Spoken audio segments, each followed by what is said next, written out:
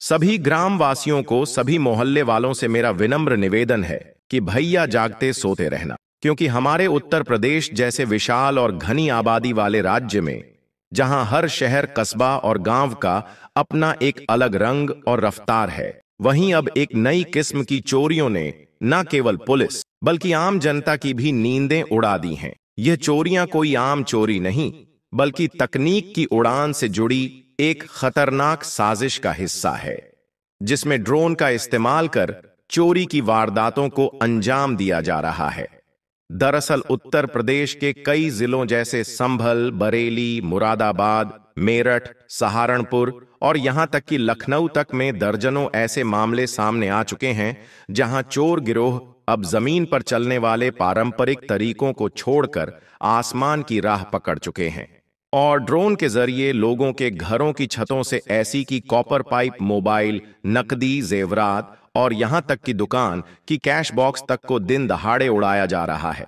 और चौंकाने वाली बात यह है कि यह ड्रोन साधारण कैमरा ड्रोन नहीं, बल्कि highly modified high payload drone हैं, जिन्हें रिमोट कंट्रोल के अलावा कभी कभी जीपीएस सिस्टम या यहां तक कि प्री प्रोग्राम्ड रूट से ऑन रेट किया जा रहा है। अब सवाल यह उठता है कि आखिर कौन लोग हैं जो इतनी हाईटेक चोरी की साजिश रच रहे हैं? क्या यह कोई स्थानीय गैंग है या किसी बड़े साइबर नेटवर्क से जुड़े हुए प्रोफेशनल्स?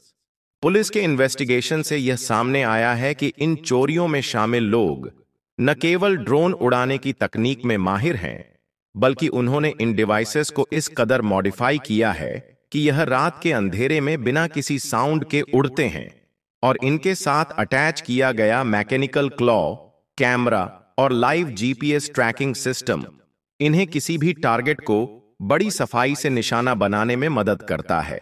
उदाहरण के लिए, एक ताजा घटना में संभल जिले के एक मोबाइल स्टोर की छत पर तड़के सुबह 3 बजे एक ड्रोन आया।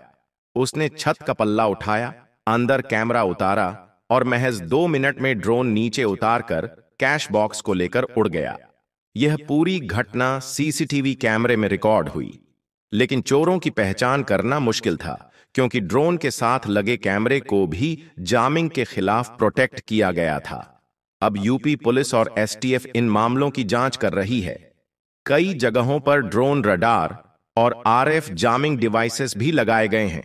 लेकिन सवाल है कि जब टेक्नोलॉजी अपराधियों के हाथ में हो और कानून उससे एक कदम पीछे चल रहा हो, तब आम जनता कैसे सुरक्षित महसूस करेगी? यही वजह है कि सरकार अब ड्रोन पॉलिसी में बदलाव करने की तैयारी में है, ताकि हर ड्रोन की लाइव लोकेशन, मालिक का नाम और इस्तेमाल का उद्देश्य एक केंद्रीय सर्वर से जुड़ा हो। लेकिन इसमें भी चुनौतियां कम नहीं हैं, क्योंकि कई ड्रोन बिना रजिस्ट्रेशन के ब्लैक मार्केट से खरीदे जा रहे हैं और ड्रोन के पुर्जे अलग अलग जगहों से इकट्ठा करके असेंबल किए जा रहे हैं, जिससे ट्रैकिंग मुश्किल हो जाती है।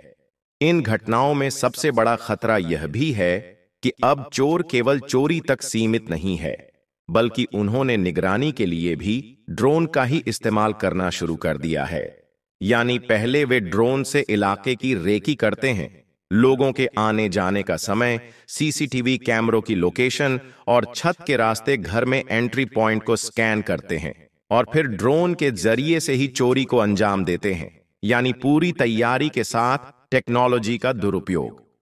कुछ मामलों में तो यह भी देखा गया है कि ड्रोन से चुराई गई चीजों को तुरंत 10 से 15 किलोमीटर दूर गिरा दिया जाता है, जहां दूसरा व्यक्ति उसे रिसीव करता है।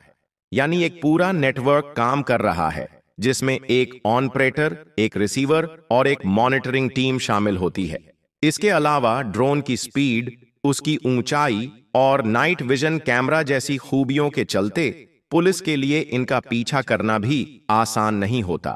और जब तक एफआईआर दर्ज होती है, तब तक ड्रोन और उसका ऑपरेटर ना जाने कहां के कहां पहुंच चुके होते हैं।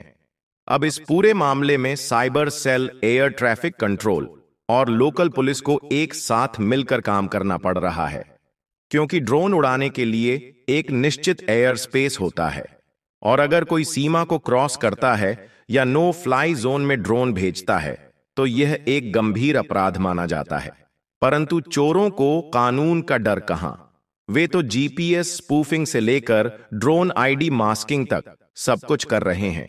बात यहीं तक सीमित नहीं है, अब किसान भी परेशान हैं, क्योंकि खेतों में ड्रोन के जरिए केमिकल छिड़काव करने वाले वैध ड्रोन और चोरी के लिए इस्तेमाल होने वाले ड्रोन में फर्क करना मुश्किल होता जा रहा है।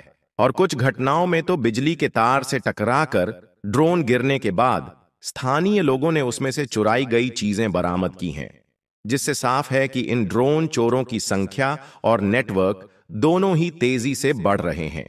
यहां तक कि अब ऑनलाइन प्लेटफॉर्म्स पर ड्रोन चोरी गैंग शब्द भी सर्च किया जा रहा है, और कुछ सोशल मीडिया प्रोफाइल्स पर ऐसे वीडियो वायरल हो रहे हैं जिनमें लोग ड्रोन से चोरी करते दिख रहे हैं, जिससे नई पीढ़ी के अपराधियों को एक नया इंस्पिरेशन मिल रहा है, जो कि एक खतरनाक संकेत है। इससे निपटने के लिए अब drone detection systems, anti drone gun और हाई फ्रीक्वेंसी जैमर जैसी टेक्नोलॉजी का इस्तेमाल जरूरी हो गया है।